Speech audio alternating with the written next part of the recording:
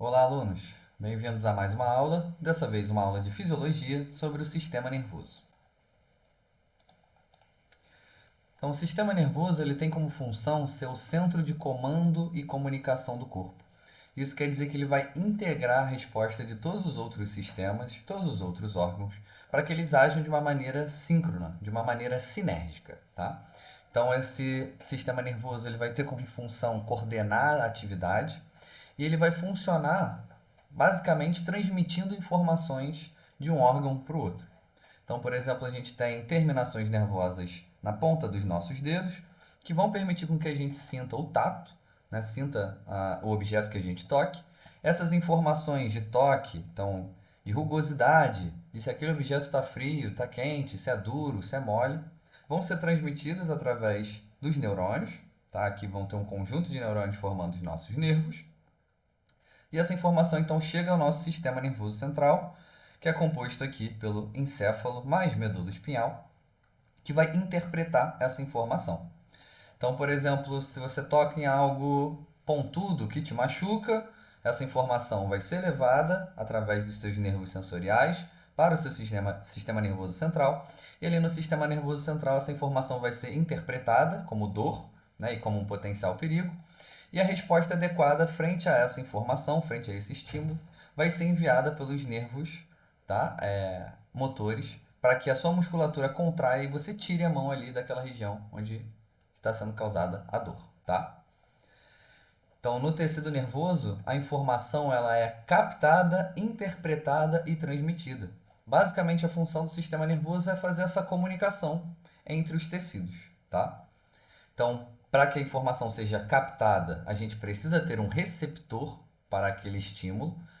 Para que a informação seja transmitida, é preciso ter o ponto de contato, né, entre esses dois, entre o ponto A, o ponto de início, onde aconteceu o estímulo, e o ponto B, que é o ponto onde esse estímulo vai ser interpretado, nosso sistema nervoso central, e ser capaz de gerar uma resposta adequada.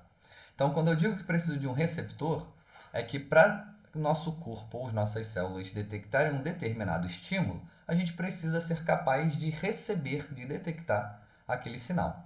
Por exemplo, se a gente pegar uma lanterna e colocar na cara de alguém, esse feixe de luz, a pupila da pessoa vai contrair, porque como tem muita luminosidade, a pupila vai contrair para deixar menos luminosidade entrar e assim não ficar cega, né, por conta dessa luz forte que está na cara. Então, permitir com que se enxergue mesmo com com esse forte feixe de luz, né, incidindo sobre a sua pupila, tá? Já se a gente pegar uma lanterna de luz UV, então uma lâmpada UV na ponta, e colocar acesa na cara de uma pessoa, como nós não enxergamos a luz UV, não temos o receptor para luz UV, nada vai acontecer. Isso quer dizer que o nosso corpo não vai gerar uma resposta adequada àquilo, não vai gerar uma resposta nenhuma, né? Frente a esse estímulo da luz UV, simplesmente porque a gente não consegue detectar esse estímulo em primeiro lugar, porque a gente não tem o receptor adequado para isso, tá? Então, nosso sistema nervoso ele vai ser formado pelo sistema nervoso central, que é o cérebro, cerebelo, tronco encefálico e medula espinhal, e o sistema nervoso periférico, que são os nervos, e também essas regiões aqui que são pequenos inchaços, onde vão estar os corpos celulares dos neurônios.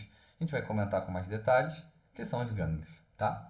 Então, basicamente, esse sistema nervoso ele funciona para a detecção de estímulo, interpretação desse estímulo e gerar uma resposta adequada. O sistema nervoso vai ser responsável por controlar tanto os processos conscientes quanto inconscientes. Processos conscientes seriam o nosso raciocínio, o nosso planejamento, os movimentos que a gente faz, né, com o corpo, com o braço, quando a gente joga um esporte, por exemplo, ou simplesmente sentar, levantar, né, exige uma certa coordenação motora. E os processos inconscientes são aqueles que a gente não precisa estar conscientemente fazendo para acontecerem. Então não precisa estar no centro da nossa atenção. Por exemplo, o sono, a digestão, os movimentos peristálticos ali da digestão, né, que são aqueles movimentos em onda para o bolo alimentar e sendo conduzido ao longo do tubo digestório, liberação de hormônios durante a fase de desenvolvimento, né? Além disso, esse sistema nervoso vai ter pontos espalhados pelo nosso corpo que vão funcionar como sensores, justamente para regular a nossa homeostase. Então lembra que a homeostase é aquele equilíbrio dinâmico, né, que ele aceita pequenas variações, mas quando a variação passa de um determinado limite, meu corpo, o sistema nervoso, vai ser ativado para que aquele estímulo ou cesse ou que eu gere uma resposta contra aquele estímulo para voltar à normalidade.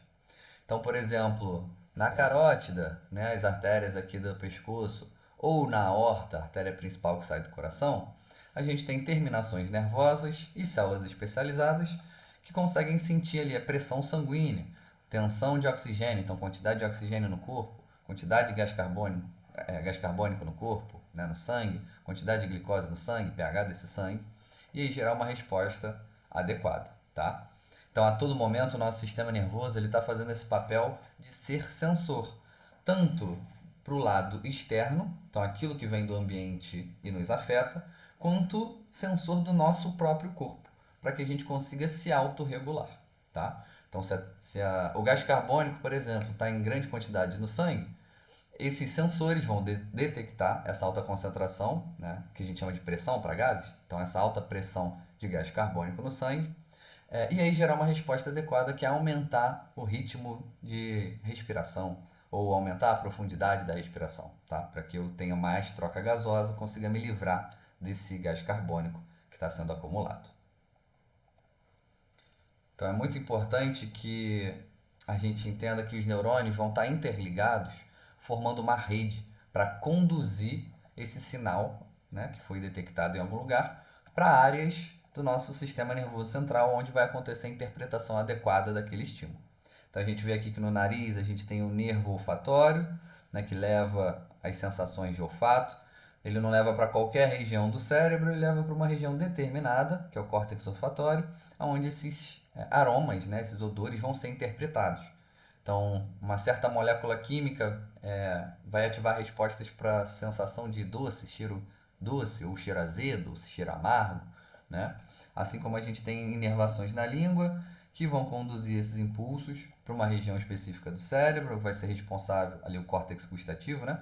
Que vai ser responsável pela interpretação dessas informações para a gente sentir os sabores, tá? Então, nosso cérebro, principalmente a parte mais superficial, que é o córtex, ela tem regiões especializadas para conseguir interpretar os sinais que chegam até lá. E aqui a gente tem a principal célula desse sistema nervoso, o neurônio, que tem como função básica funcionar como se fosse um fio elétrico. Então, o neurônio, ele conduz um impulso elétrico, só que, na verdade, para esse caso a gente chama de impulso nervoso, né, porque é o sistema nervoso, do ponto A para o ponto B. Então, se eu tenho lá pontinhas de neurônio, as minhas terminações nervosas, ou dendritos, 3 nomes para a mesma estrutura, tá? Se eu tenho lá as minhas terminações nervosas na pele e acontece um toque nessa pele, então estou estimulando essas terminações nervosas, tá? Essas terminações nervosas só vão ser estimuladas porque elas têm os receptores para forças mecânicas, tá?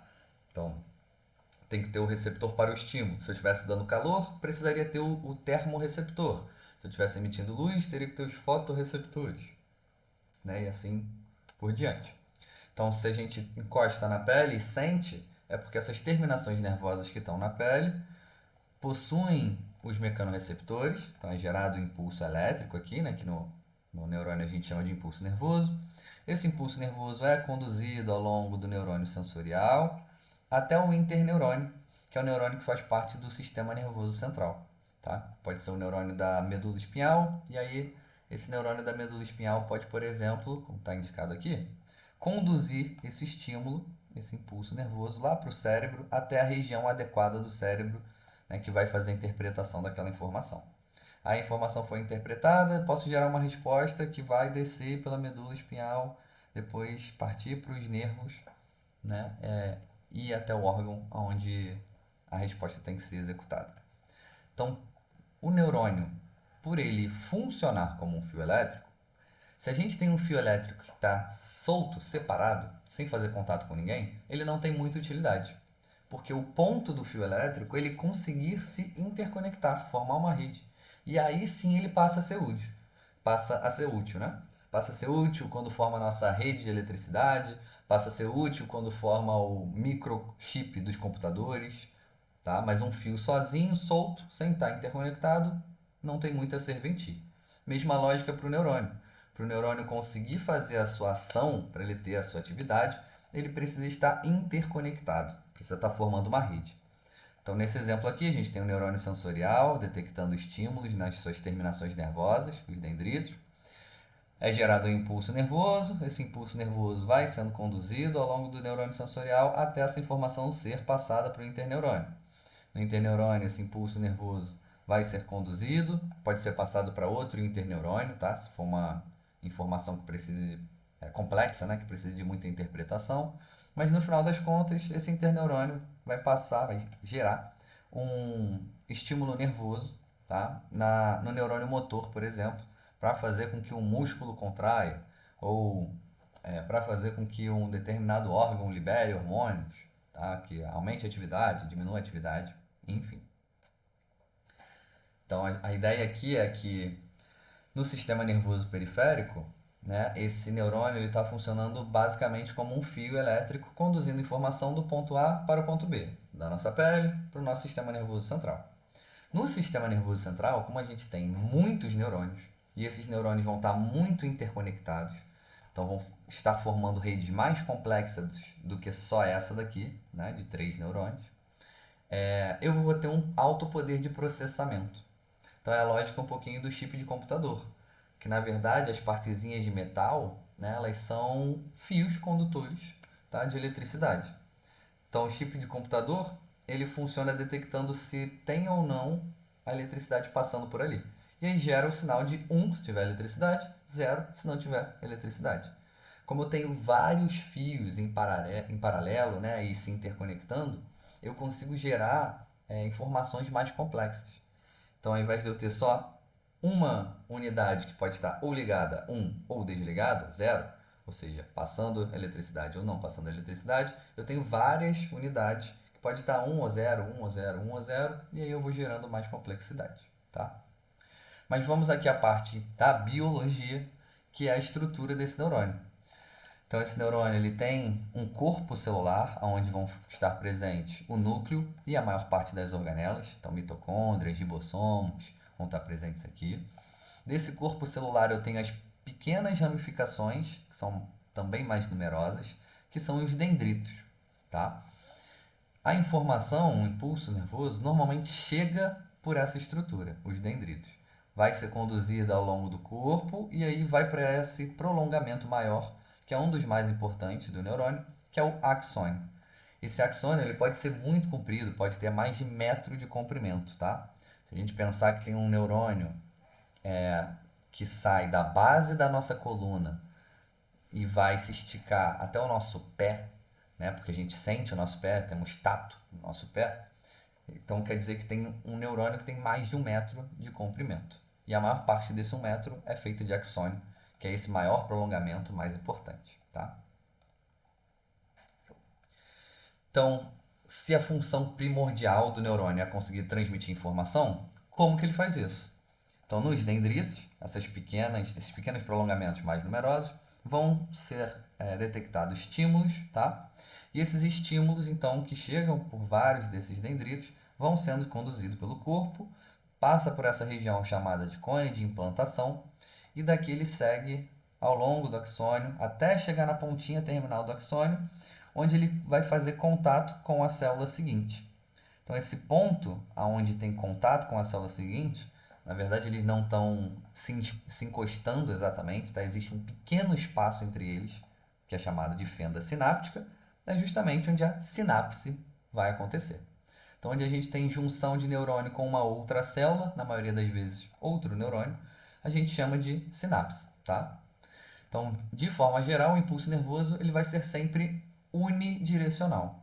Chega através dos dendritos, é conduzido ao longo do corpo celular, passa pelo axônio e na pontinha do axônio essa informação vai ser interpretada, né, vai ser alterada para que eu tenha liberação, por exemplo, de neurotransmissores e essa informação consiga ser passada para o neurônio seguinte, tá? E aí dando continuidade a essa cadeia, né, de passagem de informação.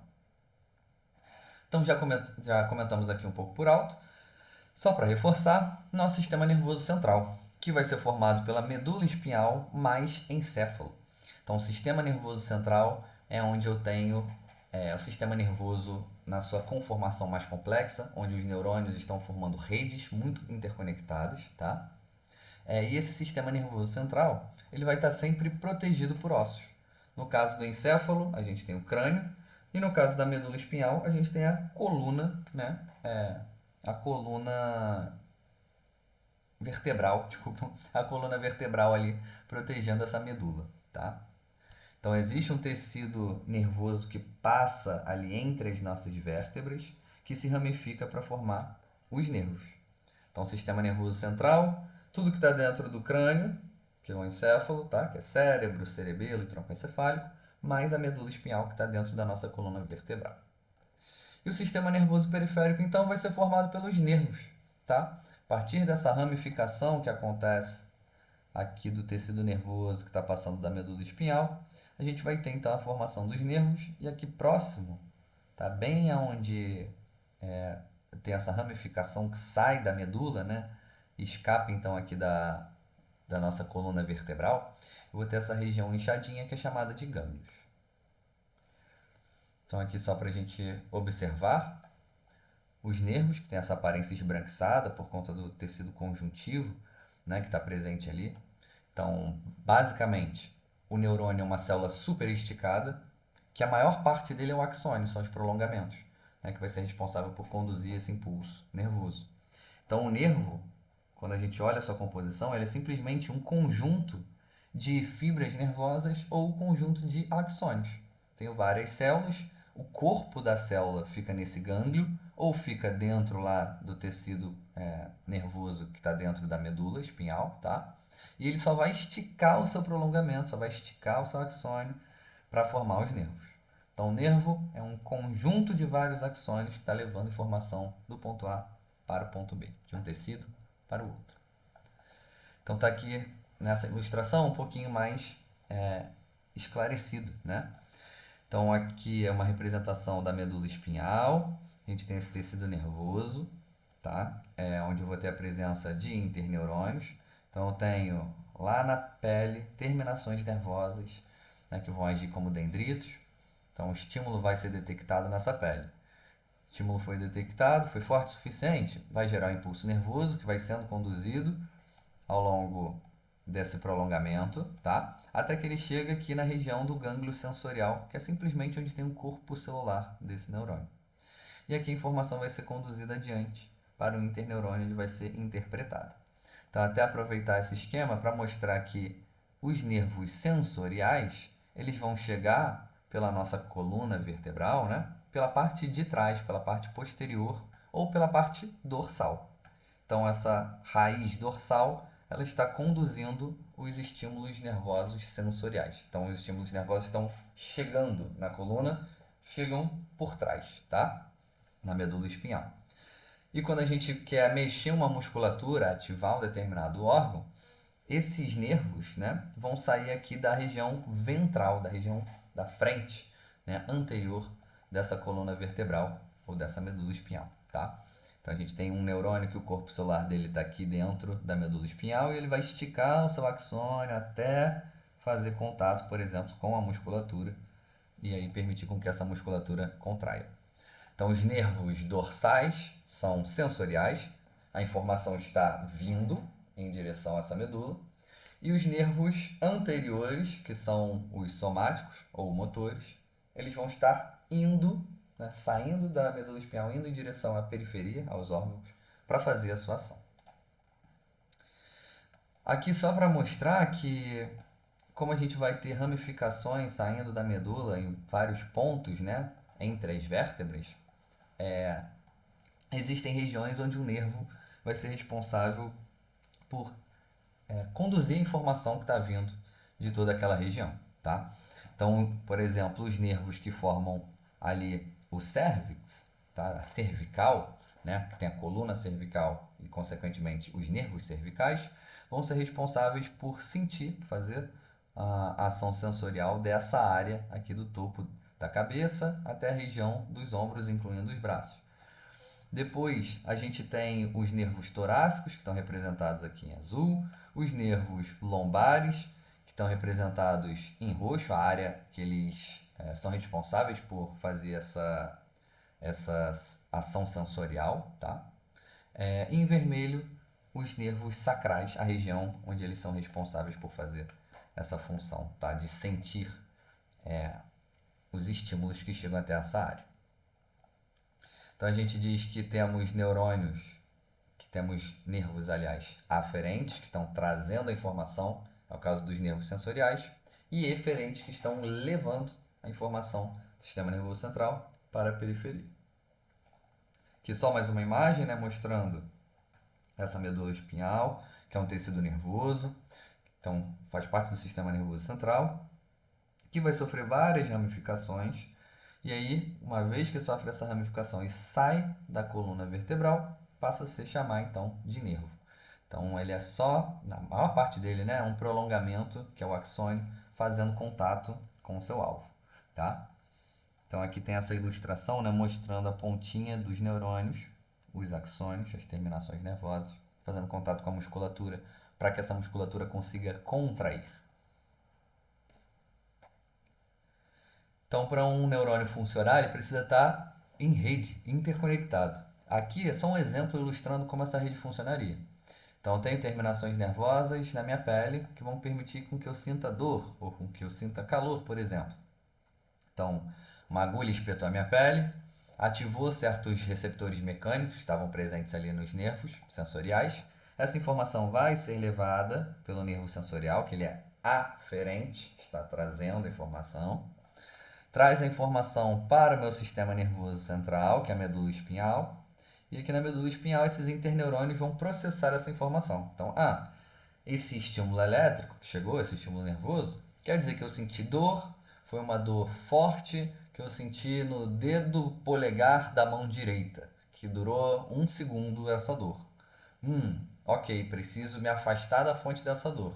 Então, vou gerar uma resposta adequada, que é falar para a minha musculatura dos braços, né, do antebraço e braço, para contrair, para que eu afaste a minha mão desse foco de dor, tá? Então, só para reforçar esse entendimento que o neurônio precisa estar formando uma rede para ele ser funcional. Nessa situação aqui, anterior, isso é um exemplo de uma resposta reflexa, onde a medula espinhal ela é suficiente para gerar a resposta adequada. Mas tudo aquilo que não é reflexo, o reflexo é involuntário, né? Então tem aquele exemplo clássico que passa nos desenhos animados, principalmente Pica-Pau, né? Que o médico vem, bate com o martelo no joelho da pessoa, aí a pessoa estica a perna quando acontece essa martelada. Isso vai acontecer por causa de uma ação reflexa. Não é consciente, né, que a pessoa está esticando a perna. A gente tem terminações nervosas no tendão e na musculatura que vão ser ativadas quando essa marteladinha acontece. Então, o que é reflexo? Minha medula espinhal consegue gerar a resposta adequada. Mas o que não é reflexo, essa informação vai ser levada lá para o cérebro, até a sua região adequada do córtex, tá? Então, no cérebro eu tenho várias regiões especializadas para fazer a interpretação somatosensorial, tá? Que é a sensação do corpo como um todo, para interpretar gostos, para interpretar odores, para interpretar sensações, enfim. E aí vão gerar a resposta adequada, que pode ser gerar uma memória, gerar uma ideia, gerar uma emoção. E nessas regiões do córtex, a gente tem o córtex motor, responsável pelo movimento, né, daquela determinada região, e o córtex sensorial, responsável por sentir, né, pela detecção de estímulos de uma determinada área. E aí um determinado médico chamado Penfield, era um médico canadense, ele foi, quando estava estudando a eletrofisiologia do cérebro, ele foi fazendo pequenos choques elétricos em regiões do cérebro para entender qual região do cérebro, o que aquela região do cérebro, né, interpretava. Então, essa região do cérebro, quando eu estimulo com choque, a pessoa sente como se eu estivesse espetando o dedo dela. Já essa outra região, quando eu dou um choque, a pessoa sente algo no lábio. Já essa outra região, quando eu dou choque, ela sente algo no olho, no cotovelo, no braço, na perna. e assim sucessivamente. E o que ele detectou, que é o de interessante aqui pra gente, é que, por exemplo, para o controle motor, então para o movimento, a mão ocupa um espaço muito grande do cérebro, uma área muito grande, muito maior do que o pulso, muito maior do que o cotovelo, muito maior do que o ombro, muito maior do que o tronco, muito maior do que o quadril. Isso explica um pouco para a gente por que a nossa mão tem movimentos tão precisos. Então, a nossa mão a gente consegue fazer movimento de pinça, abrir, fechar, dar soco, fazer carinho, né? É, a gente tem uma riqueza muito grande de movimentos com as mãos. Isso vai se dar por conta desse controle fino que a gente tem. Ou seja, eu tenho uma área do cérebro grande, várias células que vão trabalhar, né, para processar a informação e gerar uma resposta de forma que eu consiga controlar de maneira muito precisa os movimentos da mão.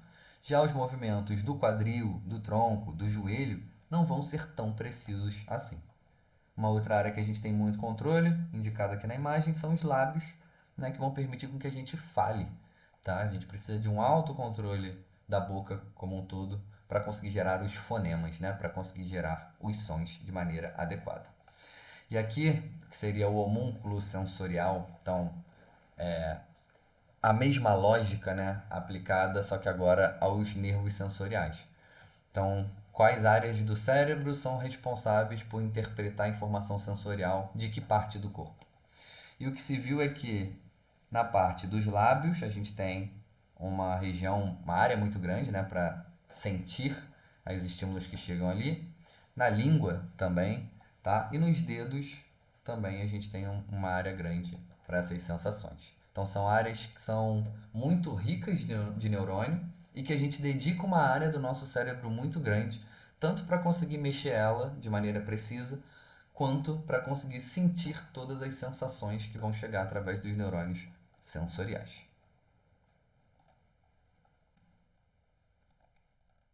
Tá, pronto. Show! Então, no ponto onde uma célula nervosa encontra a outra, a gente vai ter a sinapse acontecendo. Então, quando eu tenho um estímulo que foi detectado aqui nos dendritos, né, por exemplo, pelos termorreceptores, uma mudança de temperatura, vai gerar uma despolarização, tá? Um impulso nervoso. Esse impulso nervoso vai sendo conduzido ao longo do neurônio até a sua extremidade, do axônio. E aí, para essa informação ser passada para o neurônio seguinte, o que vai acontecer é que eu preciso de alguma interação nessa sinapse, tá? Então, preciso que haja uma troca de informações acontecendo. Normalmente, nessa sinapse, a gente vai ter a liberação dos neurotransmissores. Então, essa sinapse ela pode estar acontecendo entre neurônios ou pode ser entre o neurônio e uma outra célula. Uma célula, por exemplo, das nossas glândulas endócrinas, tá? Testículo, tireoide, hipófise, enfim. Ou pode estar acontecendo, por exemplo, com uma musculatura para que o músculo contraia. Então, aqui é um exemplo de uma junção neuromuscular. Tem a extremidade do axônio de um neurônio, de um nervo, fazendo contato direto com a célula muscular, que é o que vai permitir com que ela contraia, tá? Se essa conexão aqui for interrompida, acontecer um corte, acontecer um dano, esse músculo não vai mais contrair, não vai mais se mexer. E é o que acontece no caso dos paraplégicos ou tetraplégicos, né? Pessoas que sofrem um acidente grave. Então, se em algum ponto ao longo da medula espinhal eu tiver a interrupção da condução elétrica do impulso nervoso, então tem a célula que é o neurônio, né, que é como se fosse um fio elétrico bem esticado. Se eu cortar o fio no meio, como é que a informação vai ser passada adiante? Então, do ponto que aconteceu a lesão para baixo, não vou ter mais sensações ou capacidade motora, tá? Então, se esse nervo motor for cortado, quer dizer que essa musculatura não vai ser mais capaz de contrair. E aí a gente tem formas diferentes de neurônios. A gente tem os neurônios sensoriais, que tem essas duas formas aqui, que é o unipolar ou pseudo-unipolar. Nos neurônios que formam os nervos eferentes, né, que são os nervos motores, por exemplo, ou autônomos, a gente tem esse neurônio com essa forma que é chamada multipolar, tá? É a forma mais abundante dos neurônios. No sistema nervoso central também, em maior parte, eles estão assim, com essa conformação. E a gente tem esses neurônios aqui do meio, que são neurônios especiais, que a gente só encontra no sistema nervoso central. Então, esse neurônio aqui de baixo, ele é uma célula de Purkinje, tá? Um neurônio de Purkinje. E quando a gente olha ele, a gente vê então aqui embaixo, né, um axônio, mas aqui para cima a gente vê milhares de terminações nervosas, milhares de dendritos. Então pensa que essa uma única célula, ela tem milhares de ramificações, consequentemente ela está fazendo contato com milhares de outros neurônios. Então eu tenho várias outras redes de neurônio que estão fazendo contato com essa célula de Purkinje, e essa célula de Purkinje vai receber todas essas informações ao mesmo tempo, de várias redes diferentes, e vai gerar um sinal depois, um impulso nervoso depois que vai ser conduzido para fazer uma determinada ação, tá? Então, eu estou evidenciando isso para mostrar a capacidade de processamento, tá? De complexidade do meu sistema nervoso central. Então, enquanto nos nervos periféricos a gente tem o neurônio funcionando literalmente como um fio muito simples, né? Então, tem o ponto de início, o ponto de fim do fio, onde essa informação é conduzida. No sistema nervoso central, eu vou ter essas células super ramificadas que vão conseguir receber estímulos de várias direções e de vários neurônios diferentes. E vai acontecer uma certa interpretação desses sinais para depois ser gerada uma única resposta final, tá? Ou o impulso nervoso, ou não acontece o impulso nervoso. Show! Só que no sistema nervoso, a gente não tem só neurônios. Na verdade, o neurônio ele é 10% das células que formam o tecido nervoso. Temos os outros 90% formados por células da glia, que são células que vão dar suporte ao funcionamento do neurônio. Então, sim, os neurônios são as células mais importantes, são as maiores células, tá? Mas eles não funcionam sozinhos, eles precisam de um suporte. Essas células da glia vão dar literalmente suporte físico, nutricional, formar uma proteção. No nosso sistema nervoso central, o sistema imune ele não tem tanto acesso assim, tá? Ao nosso sistema nervoso central. Então vão ter células da glia que vão funcionar como se fossem o nosso sistema imune, tá? E a gente vai ver também a formação da bainha de mielina, que é como se fosse uma capa protetora para o nosso fio elétrico. Então, quando a gente vê um fio elétrico, ele não está só no cobre, né? Só no metal. Ele sempre tem uma borracha em volta que vai funcionar como se fosse uma fita isolante. Essa bainha de mielina vai ter exatamente a mesma função: isolar o impulso nervoso, isolar essa condução elétrica que está acontecendo no neurônio, fazer com que ela aconteça de uma maneira mais eficaz. Então, aqui mostrando nessa ilustração um esquema do que seria a organização desse tecido nervoso. Eu tenho a presença de neurônios aqui em azul, né? Então, neurônio multipolar com vários dendritos, tá? Esses neurônios fazem contato um com o outro, mas perceba que quase que toda a superfície do neurônio está coberta por essa parte amarelinha, que são formados por células da glia. Então, tem essa célula da glia aqui que está abraçando o axônio e formando uma proteção, que é a bainha de mielina, tá? Eu tenho essa célula da glia que está formando uma ponte entre o neurônio e o vaso sanguíneo, são chamados de astrócitos. Eu tenho essa outra célula da glia menorzinha aqui, que é chamada de micróglia ou microglia, que vai funcionar como um sistema imune para o sistema nervoso. Então, vai fazer a limpeza dos restos celulares e dos metabólitos que estiverem ali presentes, tá? Das células que forem morrendo, por exemplo. Tem células que produzem o líquor, ou líquido cefalorraquidiano, que é o líquido que banha esse tecido nervoso, tá? Que apesar de ter vasos sanguíneos presentes, o sangue não faz contato direto, né, com os neurônios, tá? Vou ter a presença de uma barreira aqui impedindo. Então, as substâncias que chegam pelo sangue para alcançar os neurônios vão precisar atravessar essa barreira ou passar por dentro dessa célula da glia, que é chamada de astrócitos. Vamos ver com mais detalhes, tá? Mas o que eu quero que fique claro para vocês aqui nessa imagem é que o neurônio ele não está sozinho fazendo sua função, né? Ele recebe muito suporte dessas células da glia. Percebam que quase toda a sua superfície está coberta por partezinhas amarelas, que são células da glia, ajudando ali, né, a manter essa estrutura. Então, as células da glia, elas se diferenciam um pouco entre as que estão presentes no sistema nervoso periférico e as que estão presentes no sistema nervoso central. Os astrócitos, presentes no sistema nervoso central, eles vão ajudar na captação de neurotransmissores, de sais, de água, de nutrientes que vão estar presentes ali na circulação sanguínea. Eles vão formar a barreira hematoencefálica, que é uma estrutura muito importante que a gente já vai comentar, tá? Células da micróglia, que vão funcionar como células do nosso sistema imune, vão fagocitar restos celulares ou fagocitar se algum patógeno, uma bactéria, um vírus, um fungo, conseguir acesso ao nosso sistema nervoso. A gente tem os oligodendrócitos no sistema nervoso central ou células de Schwann no sistema nervoso periférico, que são células que vão formar a bainha de mielina, que é aquela fita isolante ao redor dos neurônios, vai fazer com que a condução do impulso nervoso seja muito mais rápida.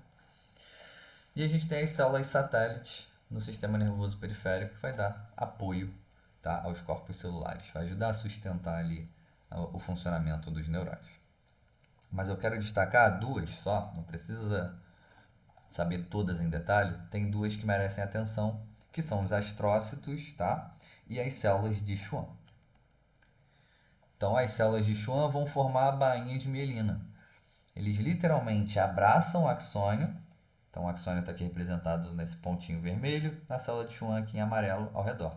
E eles vão começar a se enrolar e dar várias e várias e várias voltas ao redor desse axônio. E aqui no espaço entre as membranas, né, que estão dobradas várias vezes, vai ser depositada essa substância chamada de mielina, que é hidrofóbica, tá? É lipídica. Então vai formar uma camada isolante ali ao redor desse axônio. Já os astrócitos, que são as maiores células da glia, vão possuir vários prolongamentos que vão cobrir a superfície dos vasos sanguíneos.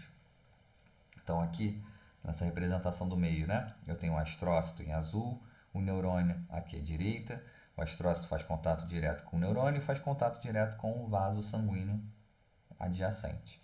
Então ele vai permitir o transporte de nutrientes e substâncias para o neurônio. E vai formar essa barreira ao redor dos vasos sanguíneos do nosso sistema nervoso central, que é chamada barreira hemato-sangue encefálica, de encéfalo, né? Essa barreira ela é muito importante porque ela vai proteger o nosso sistema nervoso central de moléculas tóxicas que podem estar presentes no nosso sangue. Então, quando a gente tem uma infecção lá na unha do pé, que tem bactérias ou fungos crescendo, essas bactérias ou fungos vão liberar substâncias tóxicas para a nossa corrente sanguínea. Esse sangue contendo substâncias tóxicas passa pelos órgãos. Como está em baixa concentração, né, não causa um dano muito expressivo. Mas se fosse uma infecção com uma quantidade muito grande, né, de bactérias, poderia causar dano em outros órgãos. No caso do sistema nervoso central, isso não aconteceria porque o sistema nervoso central está protegido por essa barreira. Moléculas, para conseguirem atravessar essa barreira e chegar nos neurônios, elas precisam ser muito pequenas e hidrofóbicas, tá? Então, isso é algo que a indústria farmacêutica se atenta na hora de produzir um remédio. Então, imagina que você quer produzir um remédio para cirrose, que é a doença do fígado, tá? Então, você vai produzir um remédio, na hora de formar a molécula ali, né, de interesse, na hora de desenhar a molécula de interesse, a indústria farmacêutica vai pensar, pô, vou fazer uma molécula para tratar a cirrose. Mas eu tenho que tomar o cuidado para que essa molécula não seja capaz de atravessar a barreira hematoencefálica e cause dano no sistema nervoso central. Então, né, para evitar efeito colateral, né? Porque se essa molécula se acumular lá no sistema nervoso central, aumenta muito a chance de eu ter esse efeito colateral, essa toxicidade. Por outro lado, então, na verdade, a indústria farmacêutica vai desenhar uma molécula que não consiga atravessar essa barreira, né? Agora, por outro lado, se eu tenho que produzir um remédio para agir, por exemplo, na epilepsia, né? Então tem que agir diretamente nos neurônios do sistema nervoso central, precisa chegar dentro do cérebro.